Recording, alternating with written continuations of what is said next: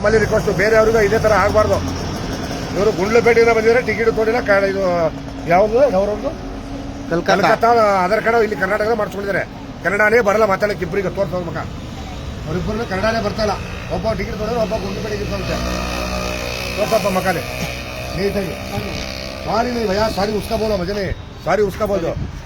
सारी क्या बोल दिया? सारी बोलने का तो चेकिंग आएगा तो क्या करना? टिकट का पैसा नहीं ऐसा कैसा तुमने डुप्लीकेट करा लिया? डुप्लीकेट होगा नहीं, तुमने कन्नड़ी बात नहीं आता. मैं मालूम नहीं था, वहाँ चीज बोल के दिया.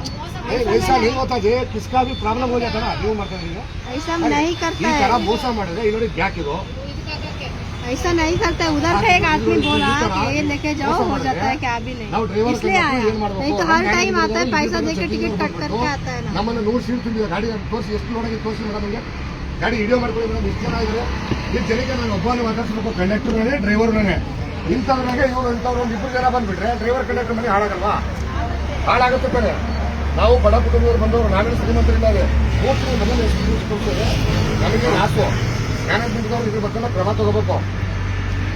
ಓಕೆ ಸರ್ ನೋಡ ಯಾವ್ದು ಆಧಾರ್ ಕಾರ್ಡ್ ನೋಡ್ಕೊಳ್ಳ. ಇದು ऐसा नहीं जाता है, ये सीज कर छोड़ते हैं. कहीं को तो दूसरा को और ऐसा ही होगा तो तुम आ जाओ टिकट ले लो. ऐसा नहीं करता है सर. और टिकट तಗೊಳ್ರಿ ಅವರೇ. टिकट